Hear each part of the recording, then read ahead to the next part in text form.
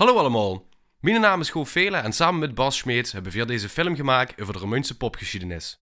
De film is voor een groot deel tot stand gekomen met beeldmateriaal uit het archief van Hans Leyendeckers en persoonlijk aangeleverd materiaal van de geïnterviewden. We hebben zoveel mogelijk geprobeerd toestemming te krijgen voor het gebruik van beeldmateriaal, portretten en audiobestijn, maar mocht ze alsnog bezwaar hebben over het gebruik, hou er dan even rekening met dat deze film is gemaakt zonder winstoogmerk en puur en alleen is bedoeld voor het delen van de muziek uit dat schone stadje. Veel verdienen geen geld aan die kop. Buiten dit pretenderen we niet dat we het ganse en volledige verhaal kunnen vertellen of daadwerkelijk echt iedereen hebben geïnterviewd, dus mocht ze nog het missen, spreek vooral die favoriete Romeunse artiest even aan, want als muzikanten gaat schoon vingen, is het over zichzelf of over muziek vertellen. Veel kijkplezier. Hoi!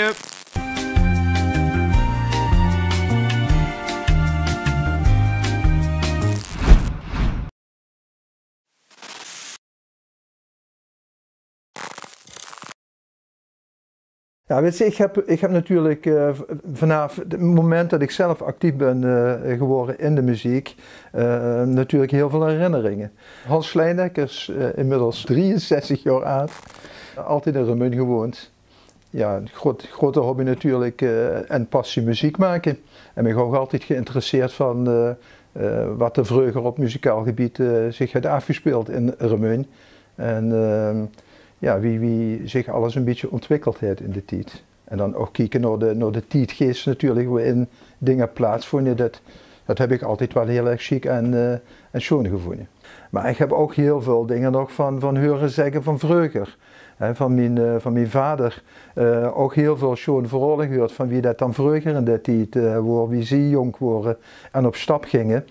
En ja, direct na de oorlog wordt het dan had ze, dan werden door mensen een tent opgebouwd, een spiegeltent noemden ze dat. En er werden dus een orkest neergezet en dan kosten ze zondagsmiddags kosten ze daar gaan dansen. En dat wordt alleen 's middags, ik geloof van een uur of twee tot 6 en dan wordt het afgelopen. En verder wordt er eigenlijk heel weinig ja, in die tijd voor de jeugd. En later met de komst van de beatmuziek en de elektrische gitaren, toen werd dat ineens heel anders. By me, Mr. Shane, please let me explain.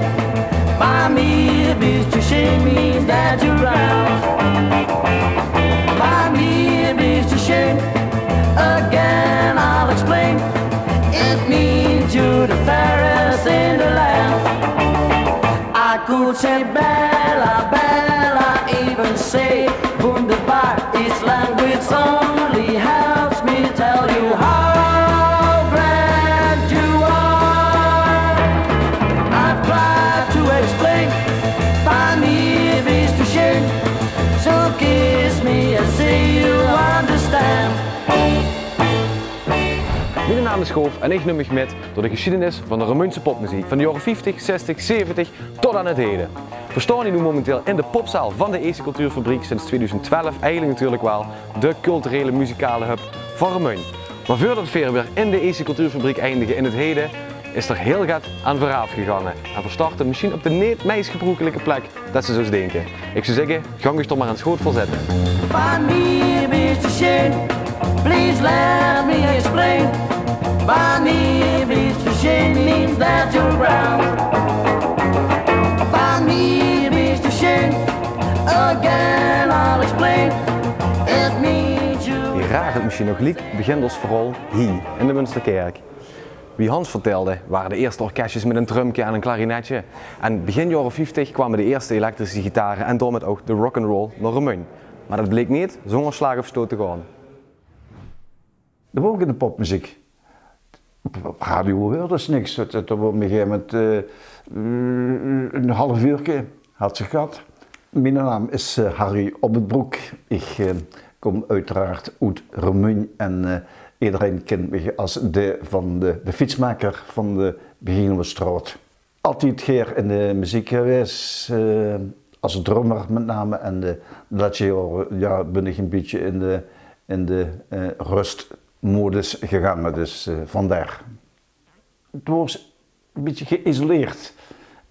Dat wel op sommige radio's, dus 's nachts wel iets kost, nog luisteren, maar niet echt, dat doet de verbeelding los. Platen kopen, die ging ze nog aan de jong op wie hees. Ja, de kocht ze een plaat wat ze zich aanbevolen. Want er was geen informatie, geen top 40 of wat dan ook. Dus zocht een hoes van zo'n singeltje en denk oh, dat lijkt me gewoon goede muziek. De mensen dus gewoon door die foto de voorkeur gegeven van, nou, ik koop hem. Nou, ik ben vanaf mijn 5e jaar ben ik piano kunnen spelen. Ik was zo klein, ik ben nu nog klein, ik ben nooit groot geweest. Ik ben Louis Smeets. Ik ben echt een Roermondse jong. We woonden op de Vijlstraat, althans mijn ouders. Geboren ben ik in de oorlog, 1944. Maar ik kost met mijn voeten in aan de grond. Dat staan op die pedalen van de piano. Maar ik heb dus wel een klassieke opleiding gehad. En het mooie van die opleiding was eigenlijk dat ik klassiek moest leren, maar na 1956 hoorde ik meneer Jerry Lewis. Toen veranderde de zaak. We hoorden al die geluiden van Noord-Amerika, dus dat er al de platen kapot werden gebroken van Elvis voordat ze gedraaid werden. En er werden dan gewaarschuwd, namelijk muziek van de duivel. En zeker hier in het Roomse zuiden, nou, er waren heel veel dingen, dat mocht absoluut niet van de pastoor. Dat is hier overgenomen, ook in Remun. Ook van in de Münster kerk van de spreekstoel afgezegd. Dat muziek van de duivel was. En de elders toen, dat die loesterden naar de paters en naar de kapluins. Dat gebeurde toen nog. Dat als een beatgroep gespeelde, dan werd er gewaarschuwd van, inderdaad, van stuur door die kinderen niet her. Hè, want dat is muziek, dat mocht niet gehoord worden. Dat soort dingen, die gebeurden. Stiekem, dat is vooral de hele begintijd geweest. Stiekem geweest, want dat durfden ze echt niet te doen, want dan werden ze... Ja, toen werden ze teruggezet. Toen kreeg ze niks meer. Toen werden ze bijna verbannen, zeg maar, als het kost. Maar dat is een gevoel geweest wat we hebben gehad. En daardoor durfden ze zich bijna niet anders te kleien, vooral in het begin niet. Want dan zogen ze het tussen al. En de duivel overgeleverd werd gewoon, wie ze van spreken. Dus. Maar het was duidelijk, het werd niet geapprecieerd als toen rock'n'roll was. Dat zag ze al niet. Dan ging ze dan verspeelden ze die punten en dan werden ze al een beetje achteraan in de klas gezet, bij wie ze bespreken als ze de beurt werd. And so you ask my friend just who I dare. Oh, a prince of music, baby. One name is present, but I don't know.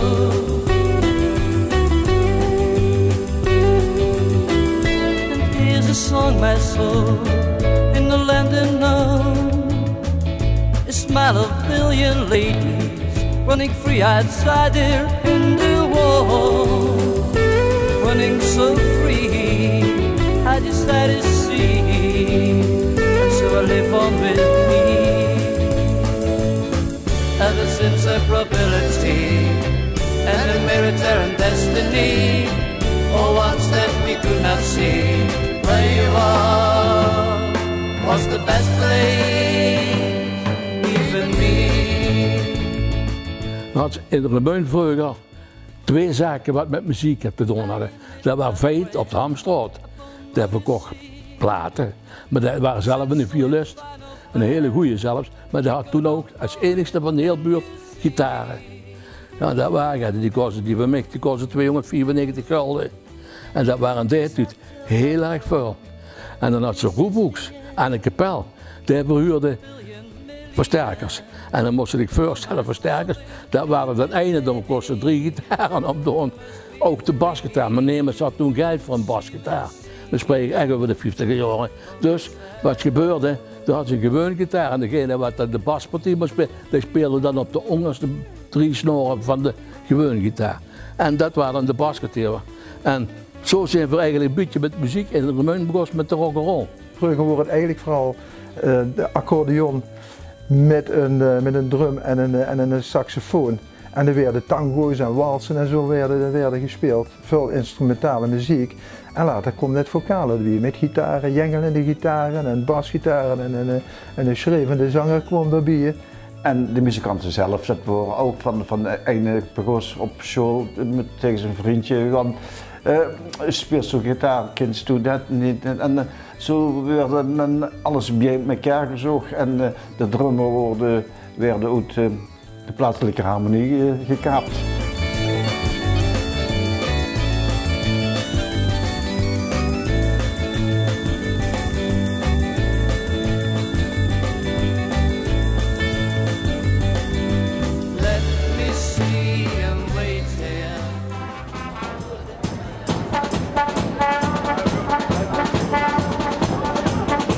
Ondanks dat de pastoor er natuurlijk niet bij was, kwam rock'n'roll naar Remeun en bleef het in Remeun. Instrumenten houden ze niet, dus dat gingen ze zelf maken. Vuurbeelden waren er genoeg, maar wie ging dat nu in de tijd? Ik luisterde in die tijd, wie een jaar of 10, 11, 12, heel veel naar Radio Luxemburg. Ja. Dat was toen de bron eigenlijk, en daar hoorde ze dus het echte topnummers, de hits allemaal. Met de komstnamen van de Beatles en de British Invasion, toen ging het echt versnellen. Vooral eerder dorpje, eerder stad, daar komen die groepjes bij. En ook niet zo slecht onder. Maar de muziek wordt de jeugd zich toen in de vonje. Wat vanuit Engeland kwamen, vanuit Amerika kwamen, dat gingen die hier ook spelen. Met oefenen het oren op oude radio's. We waren echt pioniers met eigen bouwmateriaal. Dus de eerste elektrische gitaartjes, echt gewoon plankjes met het snoren op. En de radio's werden omgetoverd tot versterkers waar ze op speelden. Daar kwam het barren van geluid uit. En dan gingen mensen die gingen muziek maken. Met de radio achter op de fiets en de gitaar op de nek, zochten ze rondfietsen naar optredens toe. Ik ben opgevoed in een Indisch gezin, dus wij waren al heel erg vertrouwd natuurlijk met rock and roll en country muziek en de Hawaiian muziek en dat soort dingen. Mijn naam is Roel Schenk. Ik ben geboren in 1955 en ik ben opgevoed door de paters in Wittem, in een Indisch gezin uiteraard. En ik kwam naar Roermond in 1969. En toen is het begonnen met de ellende. De beatmuziek, dat vond ik wel erg aantrekkelijk. Het was wat vlotter, het was wat vrijer en zo. En het leuke was, in Roermond hadden we dus heel veel beatbandjes. Dus je kon kijken, je kon je verbazen. Roermond hadden wij, iedere wijk had zijn jeugdsoos. Ieder weekend gebeurde er wat. Er waren heel veel repetitieruimtes. En er waren ook heel veel jongens die muziek maakten. Er worden zoveel mensen met muziek bezig. Omdat er ook op heel veel plaatsen muziek gemaakt kost werden. Daar had ze de cafeetjes waar we iedere week een aantal keren een band speelden. Maar dan hadden ze ook de grote danszalen in Moorfort Housmans. In Halen had ze Gele, in Ruiver had ze Monopool. Nou ja, er waren eerder dorp wel in een grote danszaal waar in het weekend gewoon een band speelden. En daar kon ze dan ook proberen om dan met die band op te gaan treden. In de Roodschelder, daar speelden die allemaal. En echt, dat was echt zo'n clubachtige, wat ze noemen in Engeland, Suus, van die echte kleine pubs, clubs en door. En dan, ja, dan kwamen die afwisselend en die kwamen ook allemaal bijeen. En ja, dat was een hele echte club die elkaar kost, want er zijn ook foto's van dat ze bij de Amstelclub de rotsen voor de deur staat, verschillende bands, nee van één. En dan, ja, dat was één grote groep. Dat was echt leuk. Hey!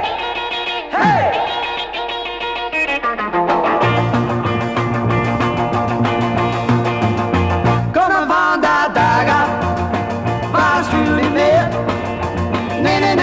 Van de dag af is de laatste keer. Kom dan van de dag af, waarschuw niet meer. Lange Jans is een vrouw, die was een koordanseres, maar bij gebrek aan een touw klom ze op het bordes. Het eten werd koud en Lange Jansen werd heet en in de straat weer kwam ze. Eind jaren 60, begin 70 had ze een band Legos. Die hadden ook eigen werk, een heel chique LP wat die uitgebracht hebben. Maar over het algemeen komen er toen wel meer bandjes die eigen werk maakten. In Remeun heet ze Legos, dus Whisky 4, Switching Fighters heet ze. Toen kwamen de Flying Condors, dat waren echte professionals in onze ogen. Moorfort, de Thunders. En uit dingen die de Flying Condors een beetje uitgespeeld, die hebben niet zo gek lang gespeeld, die hebben van 64 tot 66 zijn die actief geweest. En toen waren er afgelopen.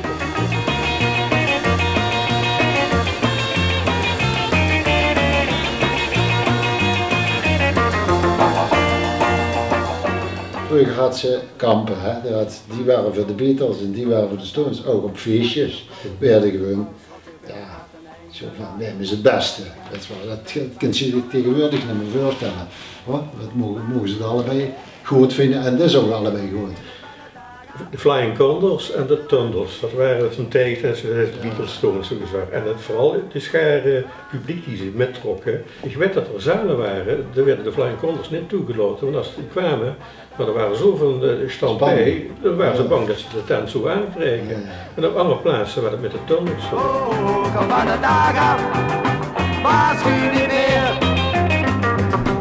Achter mij kasteeltje Hattem. Vroeger de achtergrond van het Hammerveld Jazz Festival. Begon op het Hammerveld om uiteindelijk naar deze prachtige locatie verhuis. Op dit festival stingen ontzettend veel goede bands, internationale bands, maar ook in 71 een band uit Romein.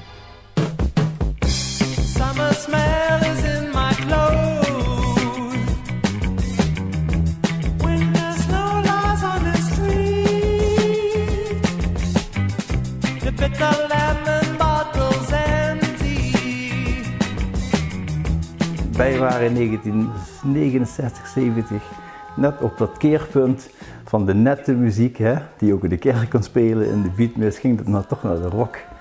Naar de rock en de psychedelica en dat soort dingen. En dat had ook natuurlijk gevolgen voor de kleren en voor de haardracht. En in Roermond was er één bandje die er meeging en dat was Frankenstein en daar zat ik in.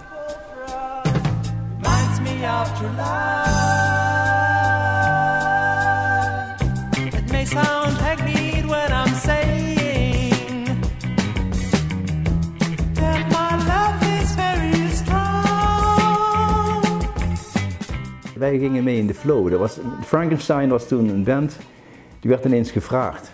Die werden gevraagd. Dus in no time hadden wij 30 optredens in een half jaar staan en zo. En je moet je voorstellen, ik was 16 jaar. Hè? Dus toen ik 15 was, toen moest onze organist met mijn vader vragen of ik mee mocht naar Duitsland. Want ik mocht niet spelen als ik geen 16 jaar was. Heel belangrijk is in de tijd, zeker de jaren 70, daar wordt best ook wel een grote werkeloosheid. En ja, goed, om de tijd te vullen, werden ook gewoon heel veel muziek gemaakt door mensen. En in die tijd is Roermond eigenlijk beginnen te groeien qua bands. Er waren er echt heel veel. Rock'n'roll bands, je had blues bands, je had pubrock bands, je had country bands. Er was ook een soul band waar ik later bij ben gaan spelen. De charme van die jeugdcultuur, dat was toen wat ook het straatbeeld bepaalde en de clubs bepaalde. Je had overal repetitieruimtes. Je had die jongerencentra die iedere weekend organiseerden, dan mocht je ook repeteren. Je had plekken waar je kon optreden. En er was iedere weekend iets te doen voor de jeugd.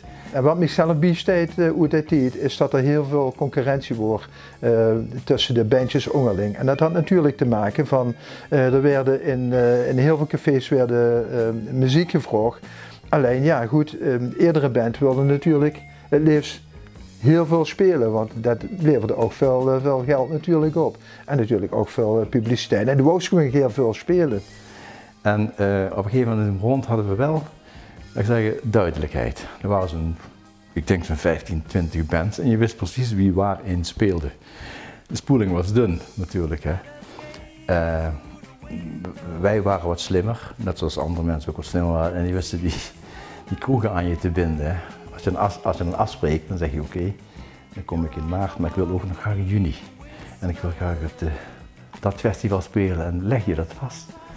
En ja, dan kwamen die anderen te laat. Maar bij het patronaat in Romein, in het veld, hebben we een half jaar lang een contract gehad met 3 bands. Dus Le Gauche, Whisky Fort, gevraagd om de angst te weten. Ja.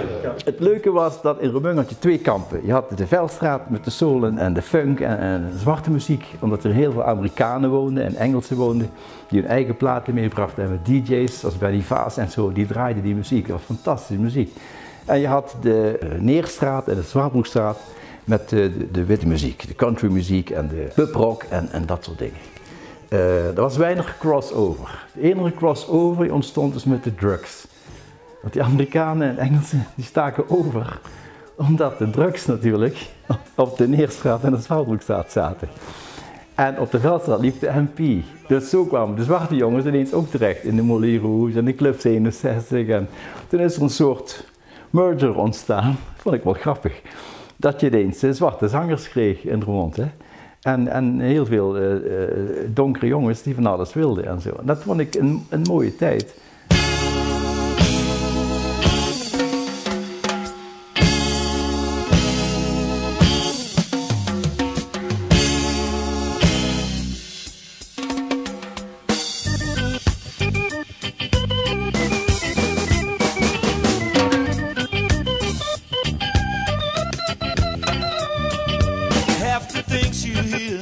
are not worth it to be spoken.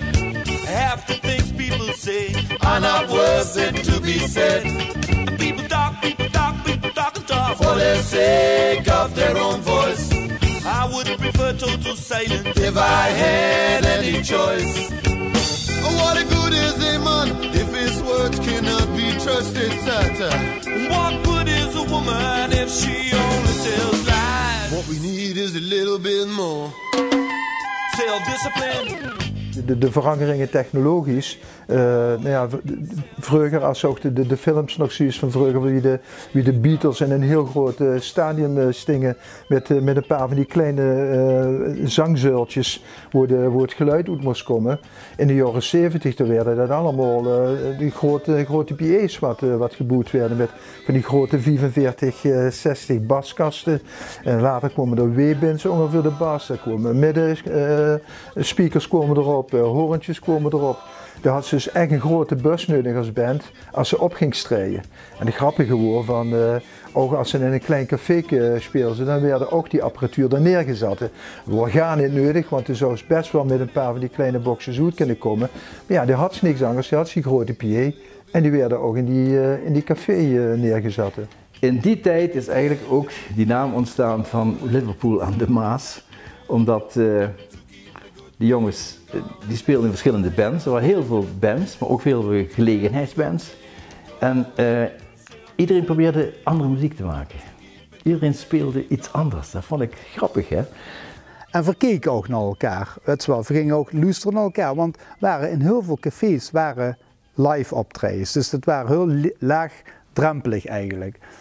Ik ben Julien van der Loo, Outremun, gitarist, singer-songwriter. Ook nog steeds muziek met Leentje van der Rlo, een hele goede zangeres. En ik heb natuurlijk in veel andere bands gespeeld, maar de 60, 70er jaren is geweldig voor mij. En ook inspirerend, omdat ik ook een bepaald gevoel had in het leven zelf. En zeker toen in mijn jongere jaren, waardoor ik het toch mooi vond om in muziek herkenningspunten te vinden, omdat ik toch ook moeite had met bepaalde dingen om me heen eigenlijk. En daar was muziek een grote troost in. En toen heb ik zelfs metgedaan aan een programma van de AVRO, Nieuwe Oogst had mijn moeder me voorop gegeven. En met één liedje kwam ik met een dwarsfluitiste op de televisie, landelijke televisie. En daar koos Henk Smeets me van. En Henk Smeets was weer drummer van Zimmerman. En daar zat G. Reinders ook in. En die zochten voor een nieuwe band, zochten die nog een zanger, gitarist. En toen had Henk gezegd van, er zit er nog een op zolder in het Odiliënberg. En daar moest eens vragen. En toen ben ik eigenlijk bij Girls Walk By gekomen. If your madness comes, if your madness runs, if you run and dry, don't sympathize. Be softly different and show them you're drifting. Care about nothing what tomorrow will bring.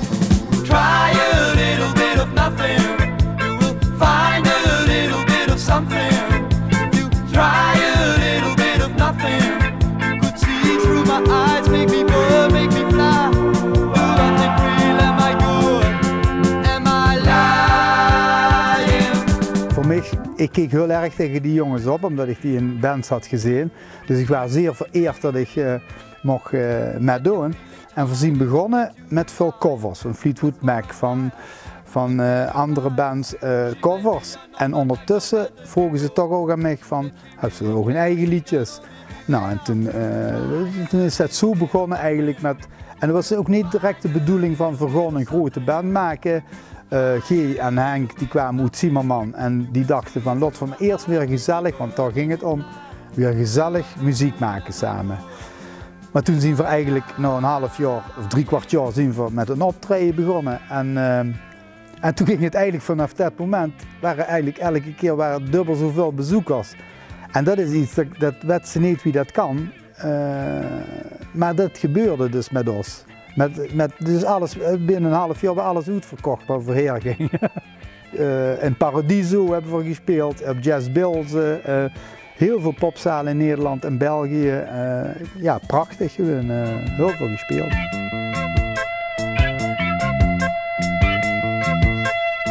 If you're feeling tired in the things you desire, rest for a while, look in her eyes. She may be unknown, but let your fantasy grow. And if she really cares, she can only be there. Try a little bit of nothing, you will find a little bit of something. If you try a little bit of nothing. En de sfeer was eigenlijk heel goed en heel actief. En toen had ze, wat ik heel erg opvalt, is dat de cafés toen een hele sociale functie hadden. Ook met muzikanten onder elkaar. Dus ook stimulerend en ook van, begon die teksten van dich over. En ik vind ze een beetje donker, of ik vind ze dit, of ik vind ze dat. En onder genot van een pilsje was het heel schoon om elkaar daarin ja, te inspireren. En dat is bijvoorbeeld als ze een omslag maakt naar de laatste 10 jaar of zo, dat zie je heel weinig, die functie van kroegen. Waardoor je het idee hebt dat mensen veel meer, ook muzikanten op alle gebieden, met alle stijlen, veel meer zelf bezig zijn eigenlijk. En dat stukje missen. En ik vond het heel stimulerend, heel schoon.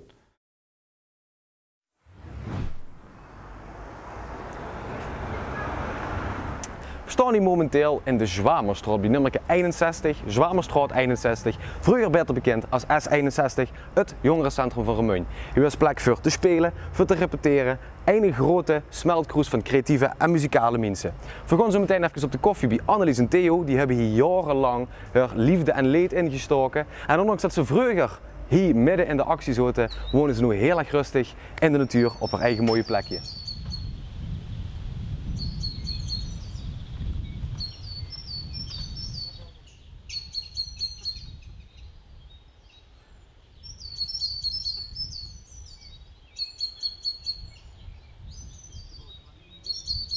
We hebben alle twee gewerkt in S61, het jongerencentrum destijds en de Zwamerstraat 61 in Remuin. Dus er zo het Budbal in bijvoorbeeld, wat iedereen nog wel kent, alleen wordt het toen heel lang is. Wat ik al zei, het wordt 80, 84, dus dat is een totaal andere tijd. En dan moeten we de punk niet vergeten, hè.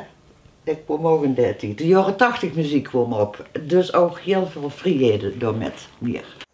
In het grijze land, middenstander juicht. Haha, het is feest dit jaar voor mij en 750 jaar kak. Waarom doe je niet gezellig mee aan het feest? Omdat ik er tegen ben, omdat ik gewoon vind dat het gewoon door de middenstander georganiseerd wordt. En het is helemaal geen echt volksfeest en zo. En ook al zou het dat zijn, er zijn zoveel dingen die verkeerd zijn waar ze beter het geld aan uit kunnen geven. Wat is hier bijvoorbeeld verkeerd? Nou, de woningnood, er is heel grote woningnood.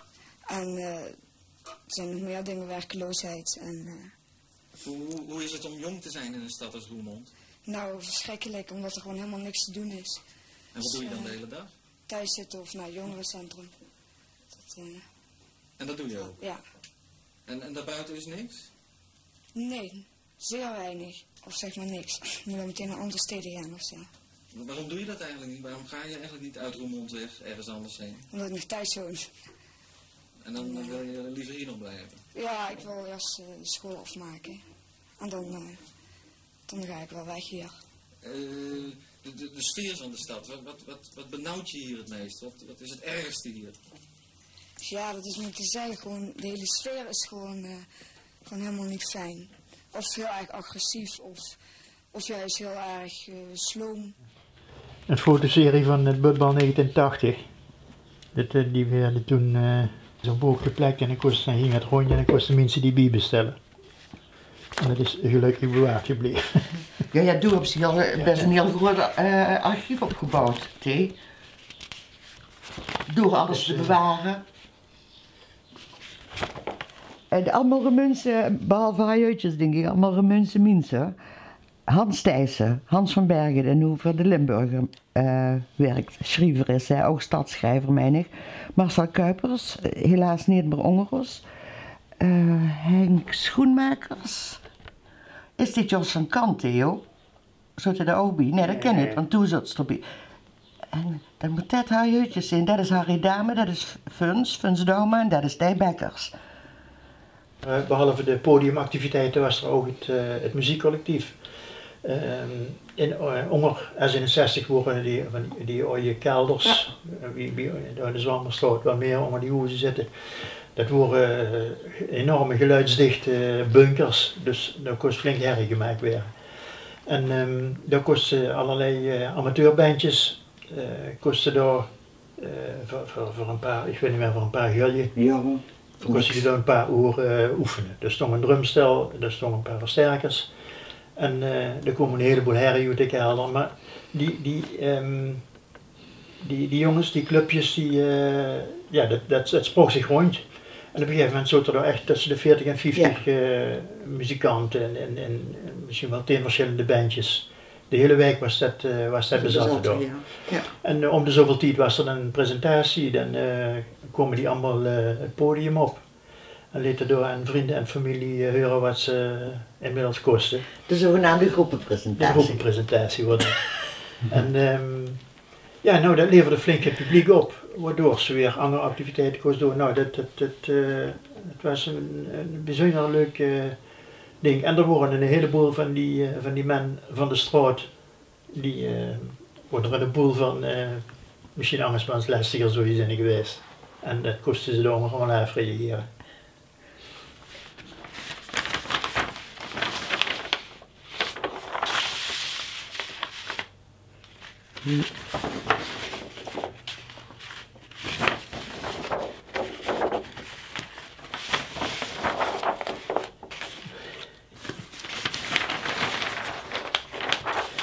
Meidenweekend, wat Annelies net vertelde. Jam sessie. De wozen en nog altijd, dat is net nog vergeten. Flipperkampioenschappen.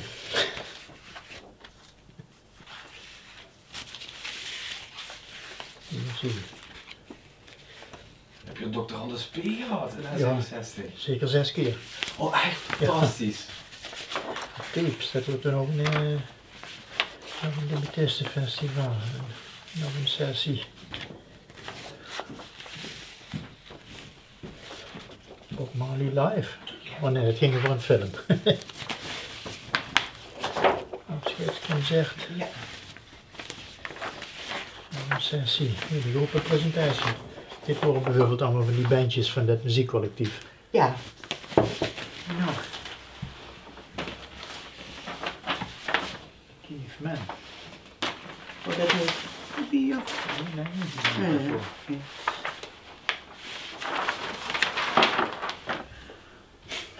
Ja.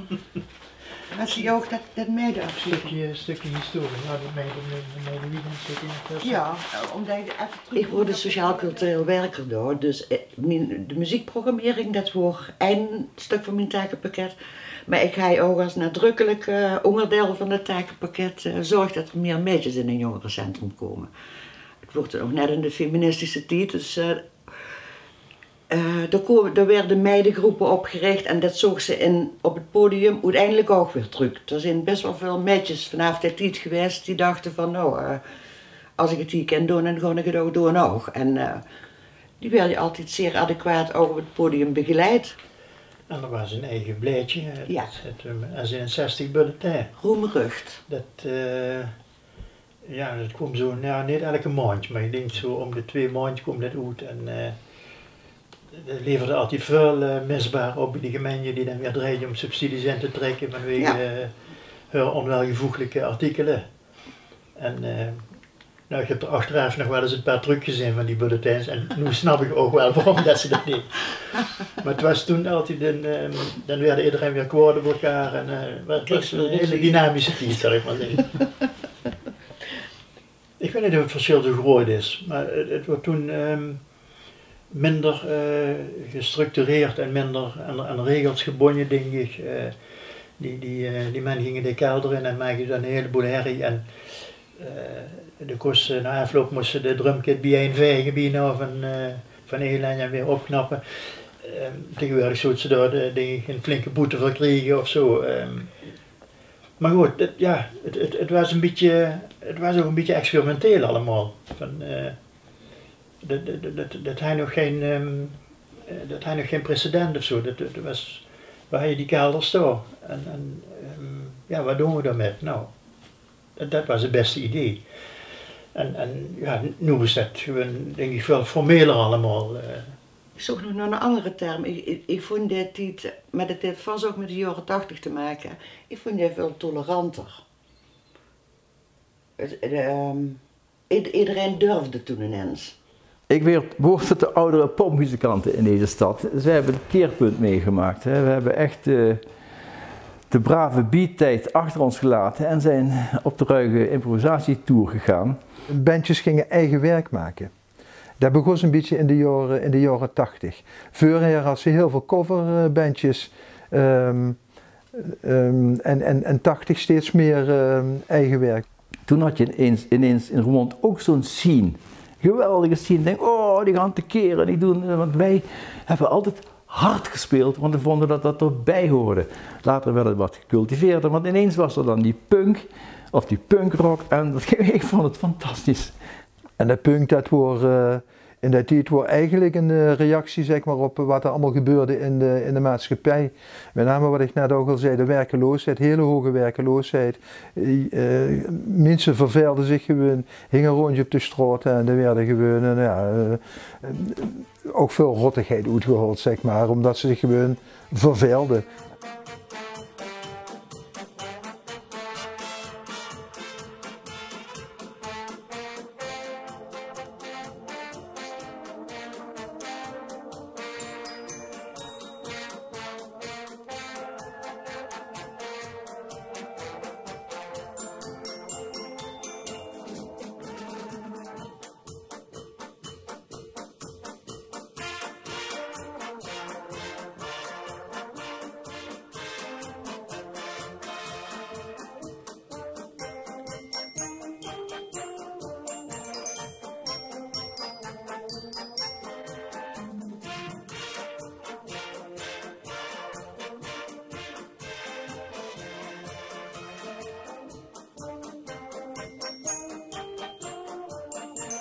Hoe oud ben je nu? Ik ben 16. En hoe denk je dat het over een jaar of 4, 5 voor je eruit ziet?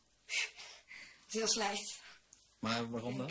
Nou, zeker met die werkloosheid die nu heerst. Nou, ik betwijfel of ik aan mijn bak kom. En ik weet ook niet of ik wel er me per se in wil zetten voor dit systeem. Jij bent nog een dochter van een notabele in Roermond. Heb jij nou nog meer toekomst dan vele anderen die je om je heen hebt? Ik denk van wel. In hoeverre? Ik denk toch wel dat er wordt zeker vriendjespolitiek uitgeoefend. Dus ik denk zeker wel dat... Hoe zou jouw toekomst er dan nog bijvoorbeeld uit kunnen zien? Wat zou... Nou, ik denk dat als ik bijvoorbeeld erg goed zou zijn op school, denk ik toch wel dat ik wat zou kunnen bereiken. Zeker met hulp van mijn pa. En dat geldt voor een heleboel anderen, geldt dat niet? Nou, minder denk ik. Ik heb helemaal geen kans. Mijn vader is mijn doodgewone arbeider. En ik heb ook maar een heel laag niveau. Waar wil ik nog aan de bak komen? Ja, militaire dienst zeggen ze dan. Daar heb ik ook geen zin in. Jouw vader heeft geen vriendjes? Mijn vader heeft wel vrienden, maar niet in zo'n kringen. Haha, het is feest dit jaar. Voor mij en 750 jaar kak. Ja, het is feest en dat moeten we vieren. Met dezelfde lui die ons duperen. Het is alleen om een koopdrift te creëren. Voor grote bedrijven en particulieren. Daar hebben ze uiteraard geroken. Vandaar dat er zoveel geld in is gestoken. Maar dat krijgen ze terug en verdienen er zelfs mee. Want ze zitten zelf in het feestcomité. Haha, het is feest dit jaar voor mij. En 750 jaar kak. En daar ja, het is feest. Moeten we weer wat allebei. En ons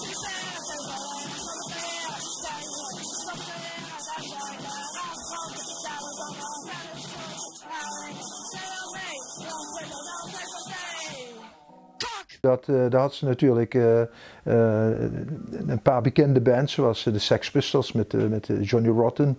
En dat wordt natuurlijk wel ruig.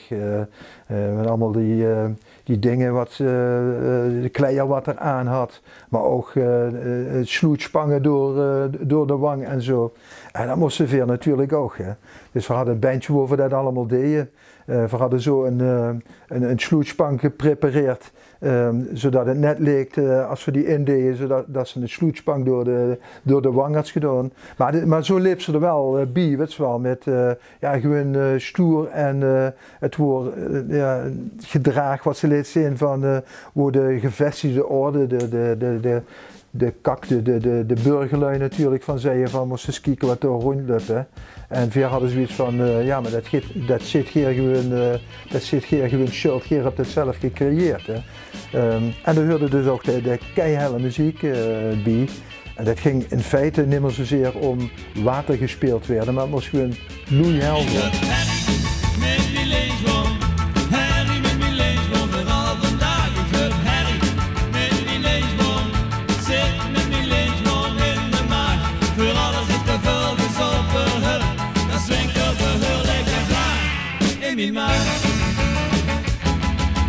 Toen ik nog een jongske was, van amper een jaar of 6, begreep ik al heel gauw wie het zat en greep dus nog de fles, waar is toch die fles? 14, 15 jaar later, de baard van het beestje me goed ernaast en heb ik nog steeds de kater en een stem in mijn boek bezit pas.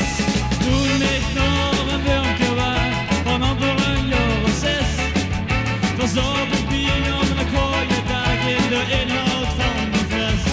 Nu heb ik heb in de Wouwers gespeeld, al 3 of 4 jaar geloof ik. Omdat wij wilden iets doen tegen de carnavalsmuziek. De carnavalsmuziek vonden we niet leuk. En de kroegen waar we kwamen vonden de carnavalsmuziek ook niet leuk. Dus iemand vroeg, kunnen jullie niet gewoon lekker rock'n'roll spelen tijdens carnaval? Ja, tuurlijk, wij kunnen dat. Dan heb ik wel met Jos Slavers toen afgesproken wat voor nummers, heel vrolijke nummers. Hè. Beatles, Stones, alles wat een beetje ruig was, waar mensen konden dansen en swingen en dat soort dingen. En dat sloeg in als een bom natuurlijk. We hebben toen, dat vond ik wel grappig als je ons vergelijkt met de Flying Condors. Als ik er wel eens lees, dat die dus 2 of 3 optredens hadden op een dag. Dat hadden wij ook. Alleen de Flying Condors hadden 3 installaties die dan overal stonden. En wij moesten echt met de boksen de straat over. En dat was echt wel grappig, gewoon 's middags om 3 uur beginnen.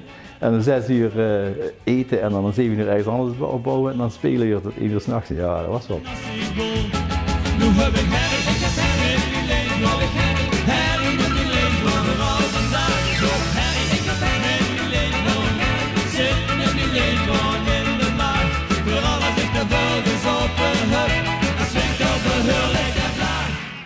En dat lied heeft eigenlijk maar heel kort geduurd, de punktijd. En dat had er ook mee te maken van, nou ja, als je ergens in een café speelt als punkbandje, dan heel het publiek heel het 2, 3 nummers heel wat volle. En dan had ze eigenlijk wel eerder een droed gespeeld. Want het wordt natuurlijk niet om aan te loesteren, te worden nogmaals keihelle. En dan komen ze terug van, hey, spelen ze in de blues of zo, is wel. En dan stinkt ze dan met die sloetspang in de wang, stinkt ze dan gaat blues te spelen. De scene zoals die vroeger was, met de kroegen en zo, dat was perfect voor die tijd en voor die kwaliteit van de muzikanten. Later zijn er theaters bijgekomen. Ja, dan moest je wel punctueel spelen. Hè. Ook in theaters gespeeld, nou, dan moest je toch, want alles hoor je, iedereen had zijn kop, en dus alles hoor je. En dat is toch wel ook goed geweest voor de ontwikkeling van de popmuziek, die theaters. En de goede geluidsinstallaties, en de goede mixers, en de goede techniek. Zodat de mensen gedwongen werden om ook een beetje te presteren. Hè. Niet zomaar rauzen. Die wauwzetijd is voorbij, zou ik maar zeggen. De punktijd en de wauwzetijd is officieel voorbij, want we gaan naar de jaren 90. En wie Roel al vertelde, was het af met kleine café's, slechte podia, slecht geluid, slechte techniek. Alles werd groter, beter en professioneler. Oh, wat wil ze weten? De muziek ga je toch, of niet? Nou, ik ben Stan Peters. Ik zit al vanaf 1980, 81 in de muziek, een jurk of 40. Ja, ik kom eigenlijk goed beetje en ik heb hier heel veel in Remuñ op mogen treden en natuurlijk ook Taboete. terugkijk, denk ik dat het in de jaren 80 en 90 gewoon voor optredende muzikanten, bandjes en zo, een stuk makkelijker was. Omdat er gewoon veel meer podia waren, veel meer kroegen die ongecompliceerd gewoon zachten van, als ze binnenkomen van, ja, kunnen we een keer optreden, dan kost dat, dan was dat gewoon te doen. En er was minder regelgeving, er was veel meer mogelijk voor een band en een muziekgezelschap om te kunnen optreden en er was veel meer animo om dat gewoon te doen, spontaan ook. Moet je indenken, toen waren er nog geen computers, er was nog geen e-mail. Je had een typemachine op het kantoor staan, je had een bureau, daar lagen stapels papieren en een asbak voor je neus, want er werd er nog gewoon gerookt. En om dat bureau heen stonden dan een rij stoelen en dan kwamen de hele dag door er vrijwilligers, die kwamen bij je zitten, want daar was het te doen. Toen mocht je nog werkloos zijn, tegenwoordig mag dat niet meer. Dus er kwamen eigenlijk een aantal vaste vrijwilligers die gewoon, die ik eigenlijk moest bezighouden. Die waren aan het kijken in die boekjes, die werden gestuurd door de boekerskantoren. Om te kijken van, zijn er nog leuke bands die naar Nederland toe komen die we kunnen boeken. En die waren mij een beetje aan het zeggen van, oh doe dit en doe dat.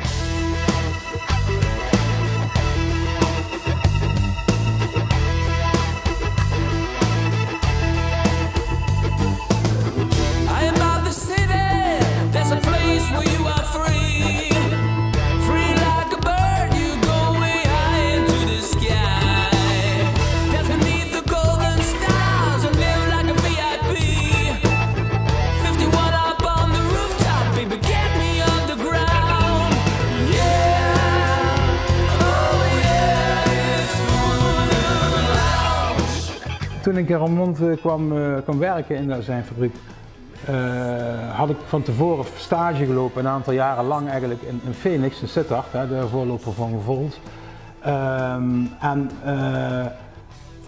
En ik keek altijd heel jaloers naar Roermond, want die hadden een eigen zeefdrukkerij. En er was ook een hele hechte underground scene in Roermond, wat Sittard eigenlijk niet zo was. Er waren wel underground mensen, maar niet zo'n hechte scene. En kijk, elke stad heeft zijn eigen DNA. En Roermond was echt een ontzettende kleine alternatieve scene die zichzelf vooral niet altijd serieus nam. Dus we waren wel bezig met muziek en met luisteren naar muziek en naar bands die onmogelijk waren voor de radio, zeg maar.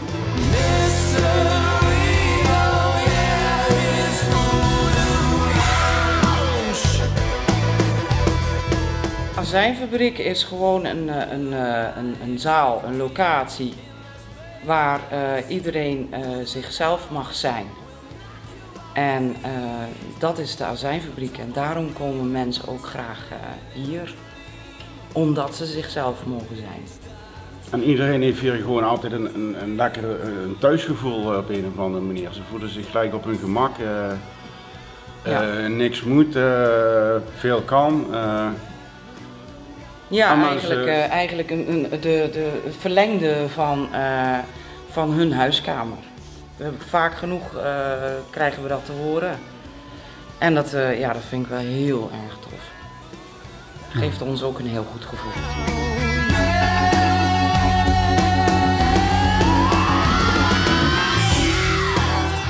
Omdat je zo'n jongerencentrum bent in zo'n bekrompen stad als Roermond, ben je wel met z'n allen bezig om iets neer te zetten, wat echt een pareltje is voor Roermond, maar waar we door andere mensen totaal niet meer begrepen.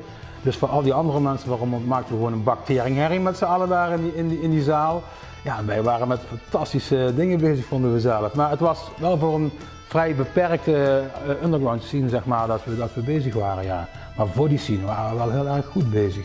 Over het algemeen gingen we samen voor de azijnfabriek en was het gewoon heel erg leuk om te zien hoe we af en toe een zaal uitverkochten met een podium van 45 centimeter hoog, voor alle duidelijkheid, want meer is het niet in de azijnfabriek. Dat was gewoon kicken, gewoon om zijn tent te runnen met z'n allen. Dat was echt kicken.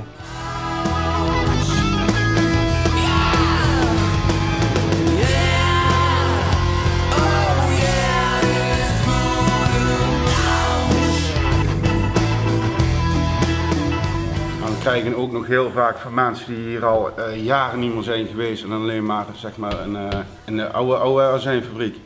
dat ze daar niet op binnenkomen en die voelen zich helemaal zo van, oh, ik ben eindelijk weer thuis, weet je wel. Dat gevoel. En dat is nou nog steeds, na al die jaren. Zoals Johan al vertelde, was het hier in de jaren 90 echt te doen. En voornamelijk hier, bij de Azienfabriek achter die blauwe deur, zijn heel wat jongere Münster bandjes begonnen en hebben na de eeuwwisseling furoren gemaakt als een paar van de grootste bands in Nederland. Hallo, wij zijn Dreadlock Pussy. Wij laten vanavond wat clips zien. Ik ben Munch. Ik ben Gucci. Ik ben Pat. Ik ben Bart. Ik ben Trixie. Ik ben Lobo.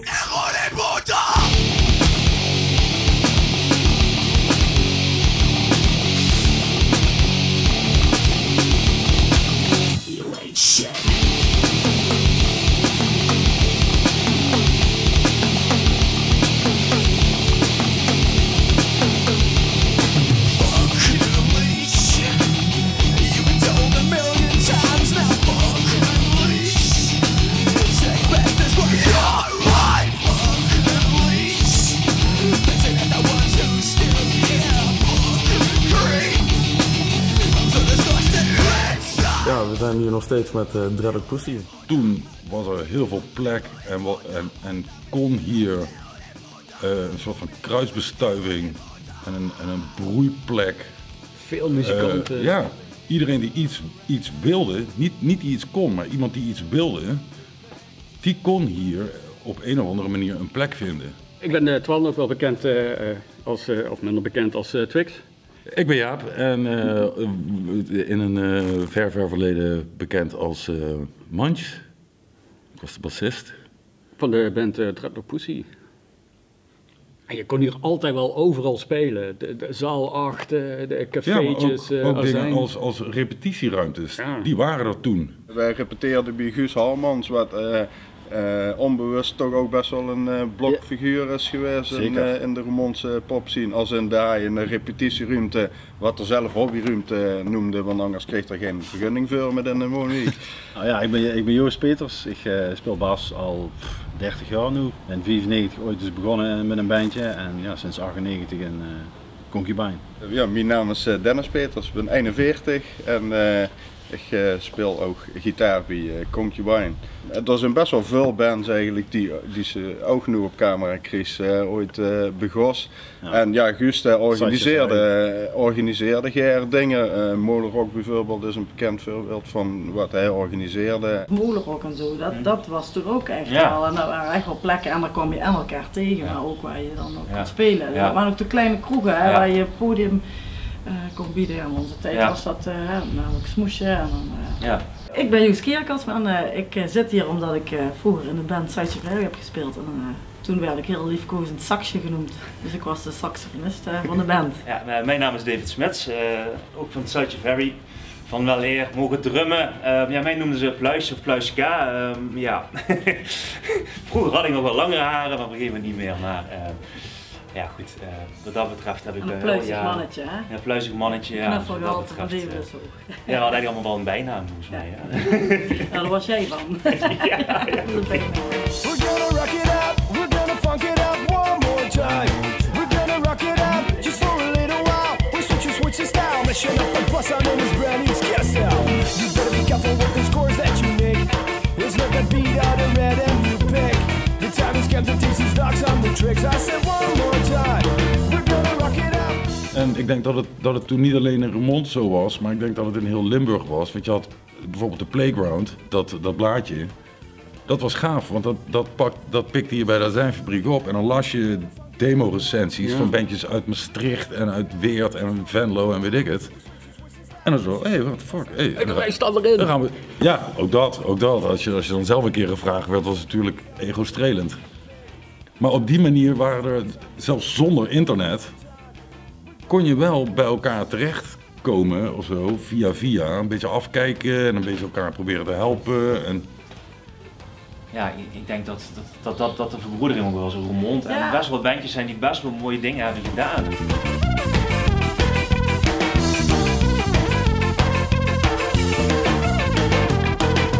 Preacher man came walking into our land. Got a mission for his making out a bunch and said right on. Right on. To make sure on the next transmission, don't forget to show them, get your mission set right on. Right on. Dat in die tijd, van onze tijd in ieder geval, qua genre ook redelijk grote verschillen. En eigenlijk kwam iedereen altijd wel, als we met een Romein speelden, dus kwam iedereen toch wel naar elkaar kijken. Ook al had ze misschien niet helemaal get met die metalband of whatever. Dat is gewoon support voor de support. Dat is belangrijk. Zo, iedereen kwam elkaar ook tegen van allerlei verschillende bandjes uit verschillende genres. Dus ik weet in die tijd waren wij Ska en de Ramon. Nou ja, Ramon noemden ze ook wel eens Metal City. En er waren gewoon heel veel hardcore bands bijvoorbeeld. Dat was toen echt een ding. Hè? Dus we speelden ook vaak met hardcore bands wel. Kijk, de jongens van de Dreadlock Pussy zijn voor ons ook wel enigszins helpend geweest. En die zijn een jaar eerder begonnen dan VRZ in 97, VR in 98. En Jaap speelde bij ons in het begin, dus we hadden een connectie, dus we hebben redelijk het samengespeeld, althans in onze herinnering is dat zo. Ja. Met Concubine had ik wel dat, ik vond het wel altijd tof, vooral in die begintijd. We hebben wel veel samen gespeeld. Ja, zeker.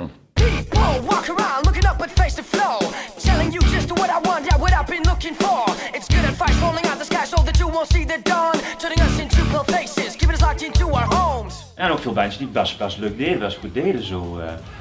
Dus best wel chic. Ja, wat ik net straks zei, ja, ook Rock City, Metal City wel een beetje. Dus dat hoorde je ook wel terug. Het lag toch een beetje wel aan wat in die tijdsperiode eigenlijk. Op een gegeven moment kwam de new metal en zo, hè, en dat. En dan zag je daar weer heel veel bandjes in voorbij. Ja, en ik denk in die tijd had je meer stromingen qua uiting. Hè. Dus echt alternatief hardcore, hè, de Aussies en...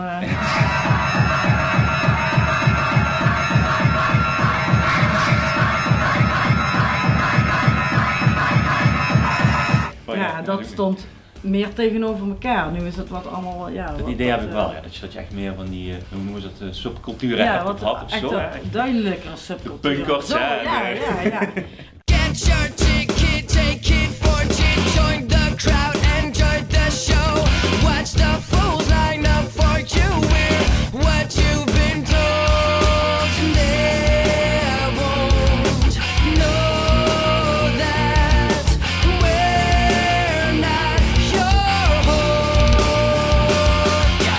Maar dat was het mooie, het laagdrempelige en ik denk ook het gebrek aan internet. Want je moest wel. Nu zit iedereen op zijn telefoon te kijken, dingen te zoeken, weet ik veel. En toen moest je nog posters gaan plakken. Ja, posters plakken, advertentiedingetjes proberen. Ja, ik moet ook wel eerlijk zeggen dat ik niet super veel met kreeg van de jeugd die nu de leeftijd had. Toen ja, wat daarin beweegt. Hè. Maar blijkbaar is er dus minder behoefte aan een fysiek podium, want anders zou dat er wel zijn. Het is toch een soort van vraag-aanbod ding. En ik denk dat zich dat misschien meer verplaatst heeft of zo online, waar ik niet echt kom voor dat soort dingen, zou ik maar zeggen. De hele maatschappij is anders geworden, veel individualistischer. Wat ik zeg, sinds de computer en de telefoons is er een hele grote, ik zeg het, distraction. Iedereen is afgeleid. En dat eigenlijk op gebieden die niet inspirerend zijn voor de muziek of voor kunst in het algemeen. Ik denk dat het misschien heel groot zou zijn dat het internet een keer gewoon eens een paar dagen of een paar weken crasht. En dat mensen dan weer eens gewoon tot zichzelf komen en dan gewoon misschien inderdaad een gitaar oppikken of bij elkaar komen en andere dingen gaan doen en dat er een soort van andere creatieve flow komt of zo. Ik weet niet of zeg ik het goed. Gewoon zo, ja. Ik denk dat het nou ook veel gemakkelijker is om niet met 5, 6 gastjes uit Roermond en iedere week op donderdagavond te repeteren met diezelfde 6 gastjes. Maar om alles online te doen. Dus je hebt een gitarist uit Amsterdam en een drummer uit Duitsland. Ik denk dat volgens mij is dat nu al, dat je dat over 20 jaar alleen nog maar veel meer hebt. Dat alles online is. Ondanks dat er door de loop van de jaren heel veel speelplekken verdwenen zijn voor de bands in Remeun, zijn er wel steeds meer muziekscholen, repetitieruimtes en cafés die zich haal maken voor een vitale popsector in de stad. We gaan eerst even naar mijn goede kameraad Eddie en dan komen we dan niet even terug. Ik ben Eddy en we staan hier in de muziekloods. Dat is een pand in Remeun waar heel veel muziek gemaakt werd, waar nummers opgenomen werden, waar muzieklessen zijn en waar eigenlijk gewoon heel veel muziek gemaakt werd. Ik bedacht me dus op enig moment dat ik drumles wil gaan geven. En dat deed ik inderdaad in de kelder, daar liep af en toe ook wel water. En eigenlijk aanvankelijk bedacht van nou, dan kom ik een loods tegen, dat is deze, is de muziekloods geworden. En dan maak ik dan ook een repetitieruimte en een kiegwal. En op enig moment dacht ik van nou wacht eens even, maar dan kunnen we ook echt gaan repeteren. Zorg voor een goede backline, dat er verder goed zit, tenminste vind ik. Het is een beetje mijn tweede hoes geworden. En, maar dat het ook wel overal klopt. Dus akoestiek klopt, techniek klopt. En het is niet te netjes.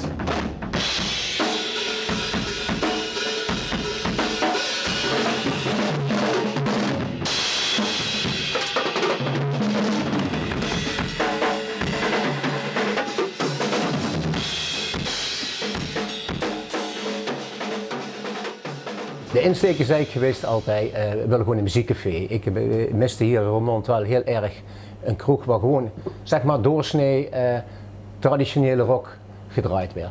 En dan heb ik vooral over, noem het maar op, van de 60s tot de 90s, ook 2000 nou allemaal. En dat was de insteek. En toen kwam er heel gauw om de hoek kijken, ja, dat is toch ook wel leuk om een bandje te hebben, hè, want dat is het pure werk. Nou, er is net genoeg plek voor een bandje, dus voor een podium van 3x3. En zo is het allemaal ontstaan, puur uit liefhebberij, ook, maar ook om het te kunnen delen. Het is gewoon, ja, wat is een mooie raste muziek echt live aan te horen, dat zal ik maar zeggen. En ja, je treft zo'n uiteenlopende hoop mensen met ideeën en dat wordt dan ook weergegeven in allerlei stijlen muziek. Ja, dat is altijd wel anders. Raised like a dog. They don't know what they're doing. Ja, vanuit mijn eerste coverbandje ben ik in Remeun gaan spelen. Ik was mega trots, want we speelden in de kroeg, in de stad, nou, te gek. Maar vervolgens bleek wel steeds maar dat er minder muziek gemaakt werd, vond ik. Dat ze dat ook minder zuus, ook in kroegen. Voorheen was er altijd wel een plek waar een band speelde. En of dat dan niet smaak is, maakt niet zoveel uit. Maar er kon altijd voorbeelden zijn. En dat werden op een gegeven moment echt steeds minder. Vroeger in de Zijnfabriek, er waren heel veel jonge bandjes speelden daar. Hè? Ook in die hadden ze van die bandavonden met 3 bandjes en zo. Uit de buurt of uit de regio. Ja, dat zie ik niet zoveel van terug. En als we nu zorgen voor voorbeelden, dan gaan jongere mensen vanzelf ook muziek maken. Het is wel als ze zus wat het kan zijn, dat gaven ze om op te treden. Ik organiseer een festival ieder jaar. Ja, dan kunnen de bands die hier spelen, kunnen door optreden. Ik heb al een paar jaar aan het rondroepen, mensen, als jullie een keer willen spelen, heb je een beetje repertoire, meld je eigen, je kunt hier gewoon een keer spelen, dat is helemaal geen probleem. En ik zie er wel af en toe in, maar ik zie ook dezelfde terugkomen, maar niet zoveel verversing. En hopelijk worden er nog heel veel muzikanten wakker. Het is ook moeten en elkaar leren kennen en van elkaar leren. Want die zijn bands met mensen van 50 plus en er zijn ook bands van mensen van 15. Het wel, of zelfs van 11. Ja, dit is totaal een andere wereld. Maar het is wel chic als die elkaar een beetje tegenkomen. We're all God's children, but God just can't be found. He locked the door and swallowed the key to paradise. Nou, inmiddels kan ik eigenlijk wel stellen dat deze locatie betekent dat mensen elkaar weer zien. Dat er weer gerepeteerd kan worden, want er zijn eigenlijk relatief weinig repetitieplekken. Hoe ze vroeger in een schuurtje of in een kelder bij iemand toe repeteerden. Dus dat gaat vaak niet meer zo makkelijk met buren en toestanden. Dus dit soort locaties zorgen er eigenlijk voor dat het kan. We zijn terechtgekomen bij de muziekloods zodat ik hier eindelijk keer, hij een klein bandje worden met 3 man. En zochten we eigenlijk een muziekplek om te repeteren. En toen zijn we via Facebook hier een beetje beland bij Eddy. Ik ben Margot en ik woon momenteel in Remeun. En muziek is een flinke passie. Ik ben Pelle. Ik woon ook gewoon lekker in Roermond. We speelden in de band Aftermath, maar nu hebben we net onze naam veranderd, dus nu heet het Break-In. Hier hangt echt de creatieve sfeer, dat is heel fijn om hier dan te kunnen repeteren. Die stond spullen, je kunt ze herrie maken, het ligt in the middle of nowhere. Dus ja, in zoverre kun je gewoon die in de gang gaan. Dus ik denk dat deze locatie ervoor zorgt dat er gerepeteerd kan worden. We hebben de EP hier opgenomen en het was super fijn. We hebben met Freek en met Adi samen gezeten, lekker eerste muziek hieronder in dit hok opgenomen. En daarna boven in de studio nog de zang. En dan is het eigenlijk alleen nog maar mixen. It's time for another story. Let me tell you what it's about. It's just another love song. At least that's how it starts. Jane is just a young girl who knows nothing about what she wants to do, who she wants to be.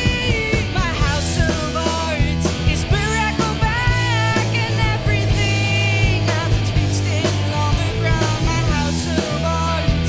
I wish I could go back where everything is just as it is. He's just a little older, but Gavin is alright. He wants to hold Jane closer, he wants her all at once. So he makes his way right to her, but he knows nothing about what he has to do or what he's gonna say. My house of art is where I go back and everything has its feet still on the ground. My house of art. I wish I could go back where everything is just as it is. Ondanks dat er veel plekken zijn, moesten ook eens repeteren, moesten die een plaat op kunnen nemen, liep het toch dat er minder bandjes zijn in Remeun als in de jaren 70, 80 en 90. Wie kent dat? Vanuit de azijnfabriek werd niet eens talent gestimuleerd, anders waren wij er ook nooit gekomen. Maar daar was wel een plek waar je naartoe kon om andere mensen tegen te komen. Of dat stampijpop. Jongen, als jij 2 nummers kon spelen, dan mocht je naar de planken op. Dus het was gewoon heel laagdrempelig en er was heel veel ruimte om alles te doen. En dat is nu, denk ik, 100% weg. En daarom, welke band komt er nog uit Roermond? Nieuwe band. Wat feit is wel dat er gewoon een stuk minder is. Vroeger waren er gewoon, en dan praat ik over vroeger. Neem maar zo'n ding als bandcontest en zo, dat waren ook voor beginnende bands wie we net bezig waren, gewoon ideaal met zo'n podiumervaring op te doen.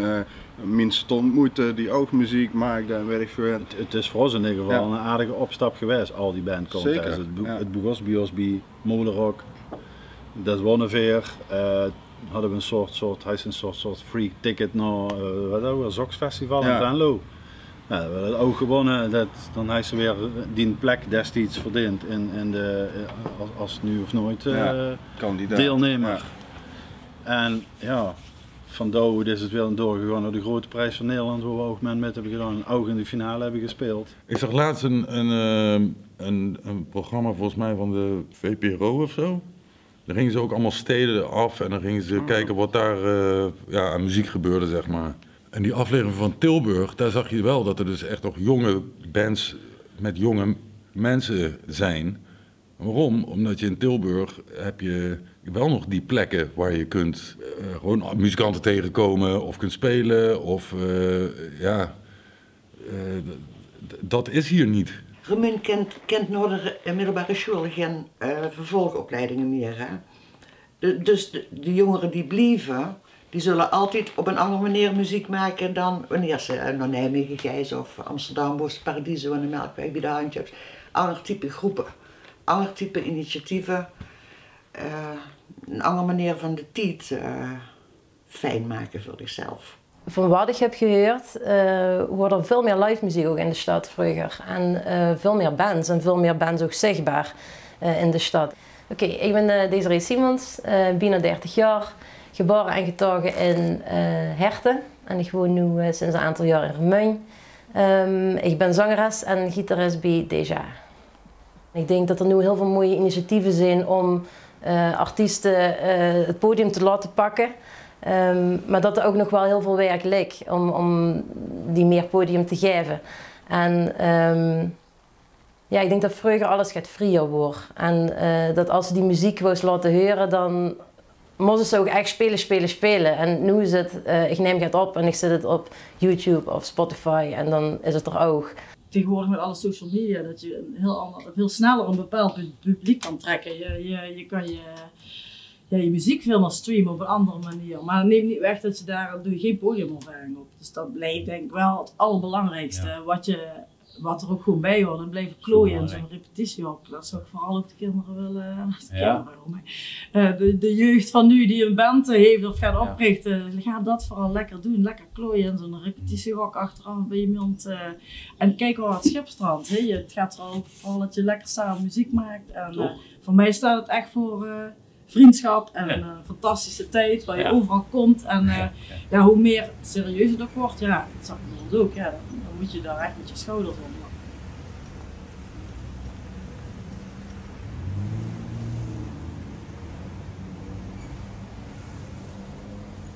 We zitten nu in het café van mijn tante, Café Resistent, aan de Roerkade. Hier heb ik mijn allereerste optreden ooit gedaan. Dat zuste niet op elkaar, maar daar in het heugstje. Daar stinkt toen een podium. Mijn naam is Brolin, ik maak voornamelijk hip-hop. Nu op het moment vooral Nederlandstalig. Maar daarna ook nog wel spoken word dingen, maar die staan allemaal wel direct in lijn met mijn muziek. Geboren en getogen in Remeun en ik ga nu ook niet snel weg. We hebben altijd een evenement, één keer per jaar, omgedraaide dag. Dan beginnen ze 's ochtends. Iedereen begint al te zoepen, zeg maar, om 9 uur 's ochtends. Een heel raar iets, maar wel heel moois. En toen word ik 13 jaar en toen zei Rezi, kom optreden. En dan mocht ze een paar nummers doen. Ja, en eigenlijk vanaf dat moment heb ik daar sowieso elk jaar op rie geslagen, zeg maar, hier in het café. Maar daar heb ik ook echt wel ontdekt dat het allerleerste wat ik doe. Ik vind muziek maken leuk. Ik vind nummers uitbrengen geweldig, cd's maken geweldig. Maar optreden, daar draait het voor mij wel echt om. Ja, en dat is echt hier in het mooie kroegje Bogosh. Ja. Het is mijn God, een stap in mijn leven. En voor ons dag zal ik alles geven. Altijd klaar staan en altijd opletten.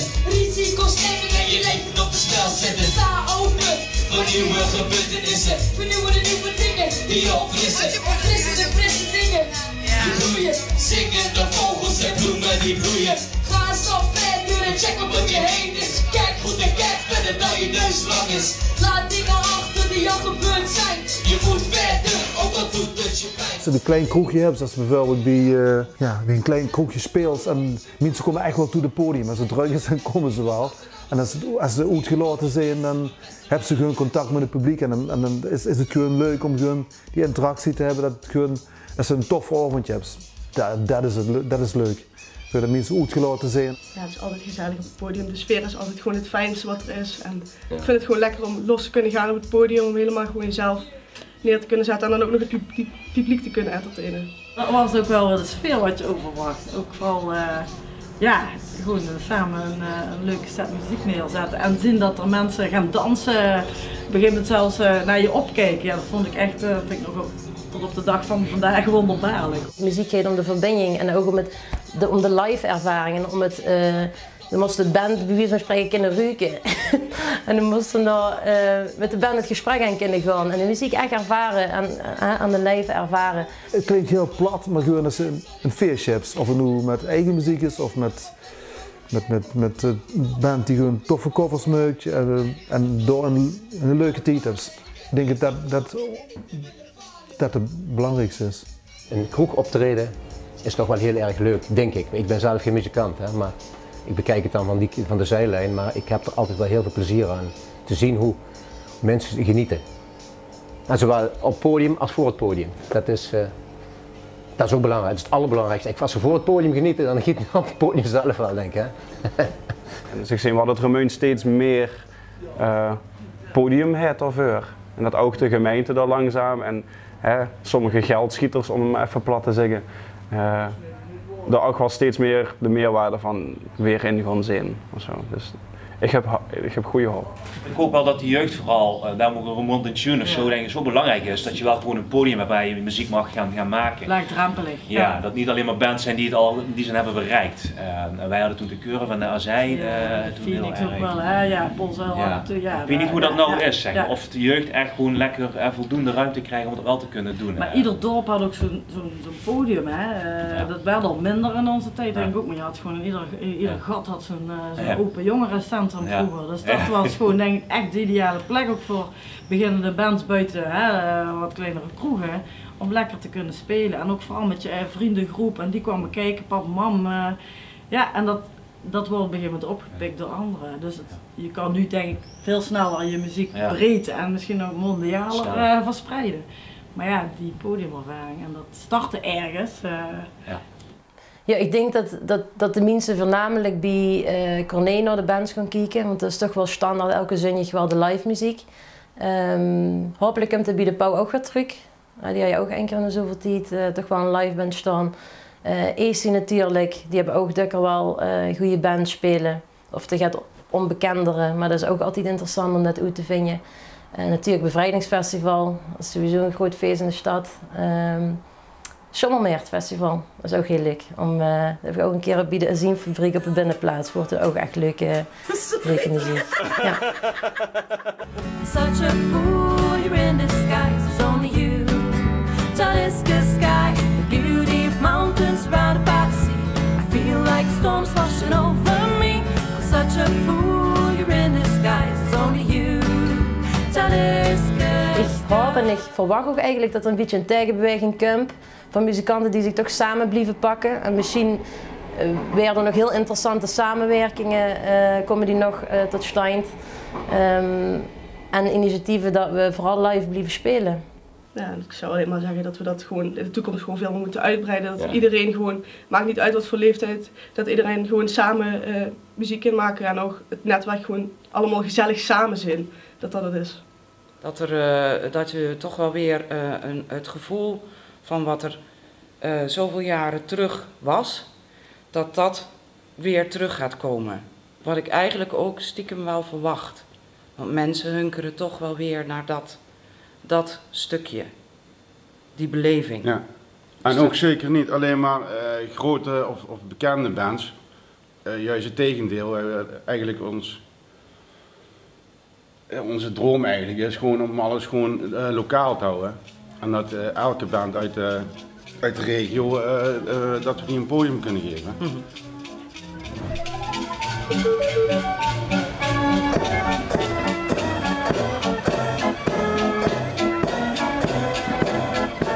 Hoeveel duidelijk beeld hebben we gekregen van de jaren 50, toen dat in het heden gegangen is met de popmuziek in de stad, vragen we ons eigenlijk wel af, wie ziet het er over 20 jaar uit? Little darling, little darling, little darling, I won't let you go, I wanna hold you tight. Ik weet niet wat er voor 20 jaar is. Ik hoop dat er gewoon nog mensen zijn die gewoon vanuit hun hart muziek blijven maken en gewoon ook de passie op het podium moet stralen. Ja, ik ben heel erg benieuwd of dat live gebeuren, de bandjes, de kleine bandjes, de jonge gasten die nu met gitaarmuziek beginnen, of die in de toekomst ook nog die podia krijgen wat verder begaat. Ja, ik denk dat dat absoluut doorgaat. Al is het steeds lastiger om aan de bak te komen, zelfs om optredens te verwerven. Van de ene kant werd alles steeds groter en massaler, en van de andere kant is het terug naar heel kleinschalig café-niveau, wat eigenlijk veel leuker is. Maar daartussenin zit weinig. Mountains surrounded by the sea. I feel like a storm's washing over me. I'm such a fool, you're in disguise. It's only you, Talisker sky. The beauty of mountains surrounded by the sea. I feel like a storm's washing over me. I'm such a fool, you're in disguise. It's only you, Talisker. Ik denk dat er over 20 jaar nog altijd veel bands en singer-songwriters zullen zijn, omdat ik ook denk dat er steeds meer initiatieven gaan komen die wat het gaan stimuleren en die wat mensen van een zolderkamer gaan aftrekken en zeggen kom, podium op. Er zijn nou denk ik alweer jonge gastjes die heel goed bezig, heel leuk bezig zijn met hun muziek en ik denk dat nooit verdwijnt, denk ik. Nee, dat moet ook niet. Dat blijft muziek zo universeel. Ja. De muziek gaat zich steeds meer ontwikkelen, maar ook door de jeugd. Alles heeft met elkaar te maken. Het is allemaal een emotioneel samenhang. Ik hoop dat er mensen zijn die andere mensen inspireren om muziek te maken en creatief bezig te zijn. En dat hoop ik dat het voor 20 jaar nog is. En ik hoop dat ik dat met kan maken. Dat idee is zo. Ja. Ik denk dat die muziek moet, er moet meer emotie en soul in, dus vroeger, zoals muziek bedoeld was. Want muziek is toch iets superbelangrijks. En de kinderen van alles gedigitaliseerd werden, maar muziek voor mij persoonlijk niet.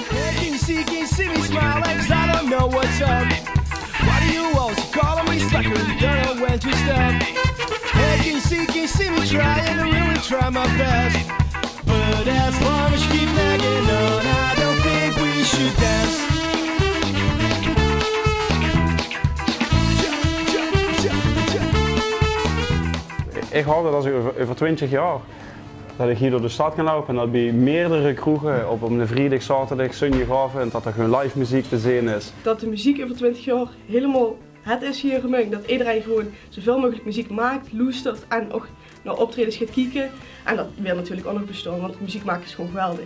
Ja, ik hoop ook dat het gewoon heel veel terugkomt en ook dat er heel veel jongere bandjes zijn en ook tot ook meer wat de jongere generatie ook steeds meer met de popmuziek bezig gaat zijn. Dat ze overal in de stad gewoon op dat gebied leven hebben. En dat is mogelijk. Daar ben ik van overtuigd. Ik denk dat het vooral bij ons zelf ligt. En als we met elkaar dit soort dingen oppakken, documentaires maken, muziekloodsen bouwen, bandjes opstarten en ja, dat alles bij elkaar. Ik hoop dat zeker de muziek zien weer de glorie van weleer.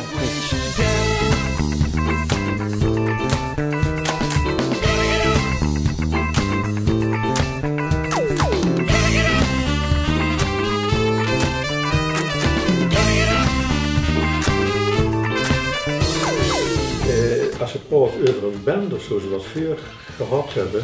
Dat is lang zo niet gehad. Dat is net niet gehad, denk ik. Dat niet meer ja, het ambacht als zin of gitarist of zangers blijven er altijd. Ja, en dan blijven in de dancemuziek zijn die zangers ook. Laat ik het zo zeggen, ik hoop dat het virus van de DJ's is uitgestorven tegen die tijd en dat mensen weer een instrument vastpakken. Ik denk wel dat heel veel mensen op het ogenblik technisch heel goed zijn, dat merk ik. Ook in coverbands, zo jongs. Ja, veel technischer dan ik ooit zal weren. Ik ben bang toch voor elektronisch. Maar dat maakt niet zo dat op limit is. Maar ik ben blij dat ik in de jaren 60 geleefd heb. Voor de toekomst, of dat aan zijn fabriek mocht zijn of gaat anders, we zijn hier bij het weerstandterrein en die hebben ze grote plannen met van alles en nog wat, onder andere ook een popzaal eigenlijk hier achter de camera.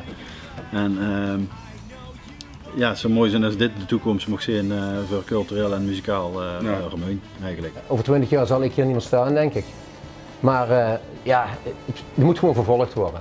Ik zal mijn best doen om iemand te vinden die, als ik er een keer mee stop, die een beetje hetzelfde idee wil uitdragen.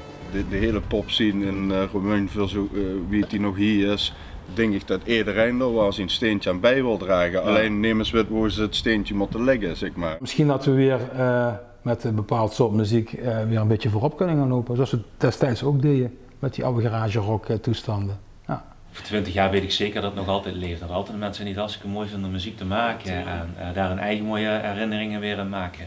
Met muziek moet ik zeggen en met Remeung, daar gaat het heel goed met. Want ik zie ook nu nog, want het is niet alle muziek vind ik dan mooi, maar er is toch nog heel veel, als ik zie die manifestaties zo wie Solaire of wie dat die, nou dat is toch het. We kunnen dat zeggen wie van mannen en die hebben dat peuken muziek.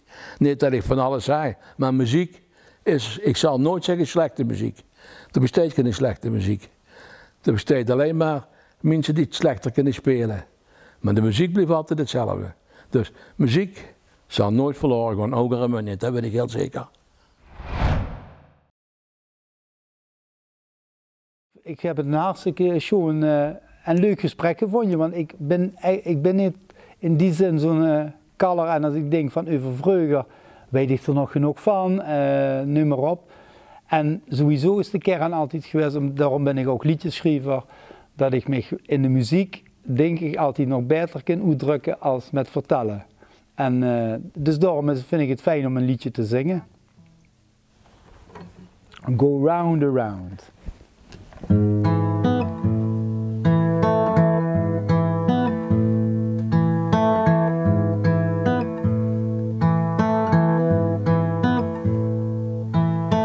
Home like heaven, that's all I want.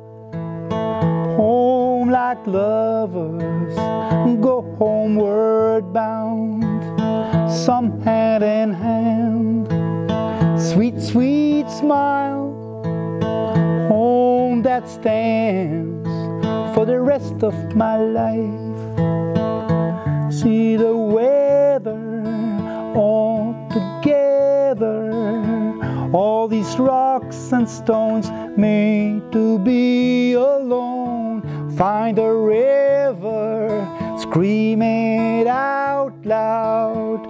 Feed a bird that made a world go round around, go round around around.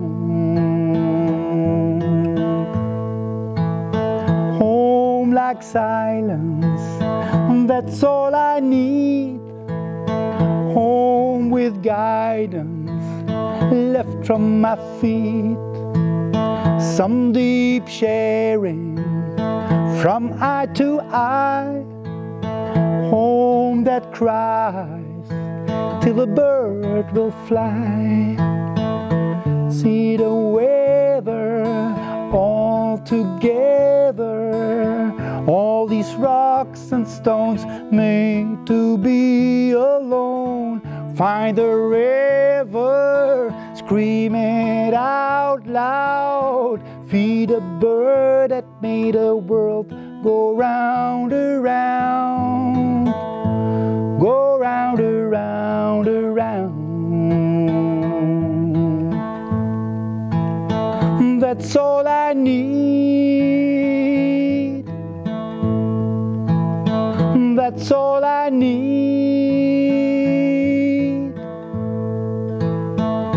See the weather all together, all these rocks and stones made to be alone. Find the river, scream it out loud. Feed a bird that made a world go round around, go round around around.